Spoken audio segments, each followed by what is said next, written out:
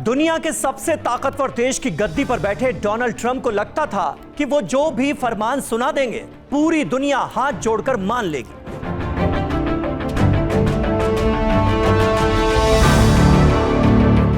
लेकिन 24 से 48 घंटों के भीतर अमेरिका के दो तरफ से पसीने छूट गए। एक तरफ उत्तर में बैठा पड़ोसी देश कनाडा है, तो दूसरी तरफ पश्चिम एशिया का उनका कट्टर दुश्मन ईरान।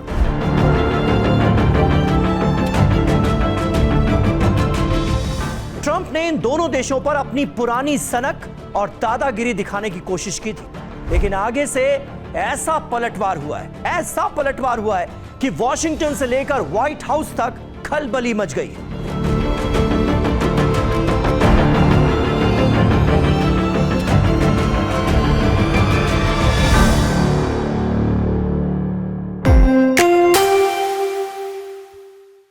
नमस्कार, आपके साथ मैं हूं समीर अब्बास और टीवी 9 डिजिटल के इस माध्यम पर आप सभी का स्वागत है। सवाल यह उठ रहा है कि क्या ट्रंप का सुपर पावर वाला रौब खत्म हो चुका है? आइए जरा उधेड़ते हैं आपके सामने इस पूरे एपिसोड की परत दर परत।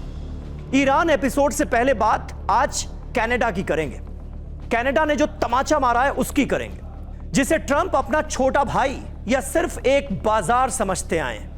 ट्रंप को लगा कि वो अपनी पुरानी आदत के मुताबिक कनाडा को धमकी देंगे और काम बन जाएगा। वैसे भी कनाडा अब तक यही तो करता आया है कि अमेरिका जो कहे उसकी हां में हां मिलाओ। यही सोचा था डोनाल्ड ट्रंप ने। ट्रंप ने तो हाल ही में बयानबाजी की हदें भी पार कर दी और क्या कहा जानते हैं? कनाडा के प्रधानमंत्री मार्क कार्नी को चिढ़ाने के लिए उन्हें गवर्नर कार्नी कहकर बुलाया और लेक ओंटारियो का नाम बदलकर लेक अमेरिका रखने की बात कह डाली। ट्रंप है, कुछ भी कह सकते हैं। यही नहीं, बातचीत टूटने के बाद ट्रंप ने अपनी अकड़ दिखाते हुए कनाडा के सामानों पर 50% तक की भारी भरकम इंपोर्ट ड्यूटी लगा दी। उन्हें लगा कि कनाडा इसके बाद तो घुटनों पर आ जाएगा और हाथ जोड़कर शर्तें मान लेगा, जो वो कहेंगे उस पर अपनी एक्सेप्टेंस दे देगा। लेकिन कनाडा ने जो किया उसकी उम्मीद ट्रंप को सपने में भी नहीं थी।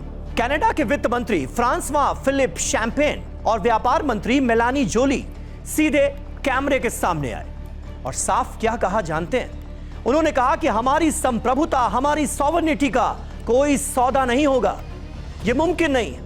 कनाडा ने पलटवार करते हुए $20 बिलियन यानी लगभग 20 अरब के अमेरिकी सामानों पर सीधा 50% तक का काउंटर टैरिफ ठोक दिया।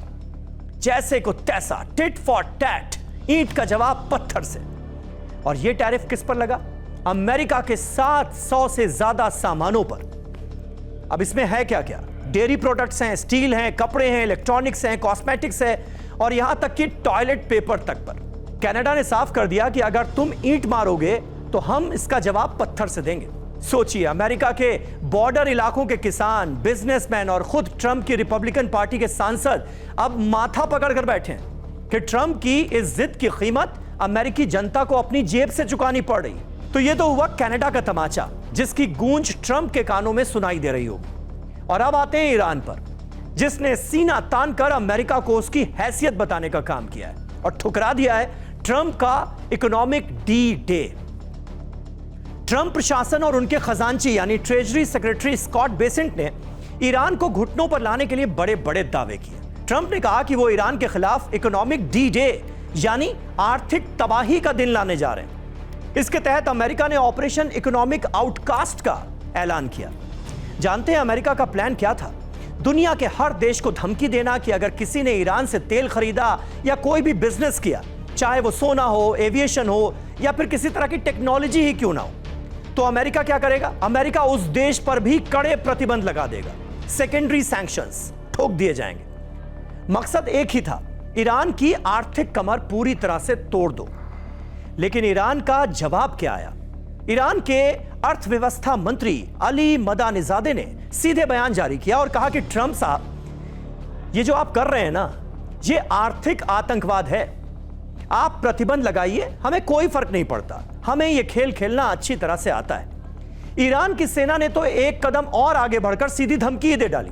उन्होंने कह दिया कि अगर हमारी किसी भी संपत्ति या इंफ्रास्ट्रक्चर को नुकसान पहुंचाने की कोशिश की गई तो दुनिया के सबसे बड़े oil route strait of Hormuz और अमेरिका के रणनीतिक ठिकानों पर ऐसा प्रहार करेंगे कि अमेरिका संभाल नहीं पाएगा।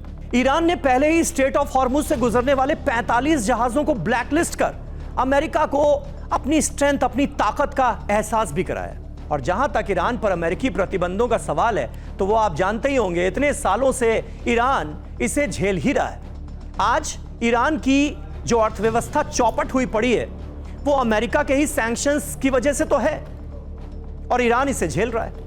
अमेरिका हमला करके भी देख चुका है, जंग लड़कर भी देख चुका है कि उसे हासिल क्या हुआ।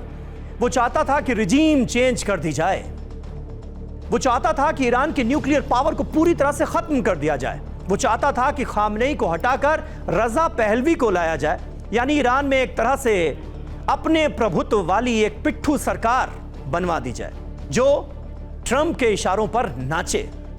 लेकिन ऐसा तो कुछ नहीं हो पाया।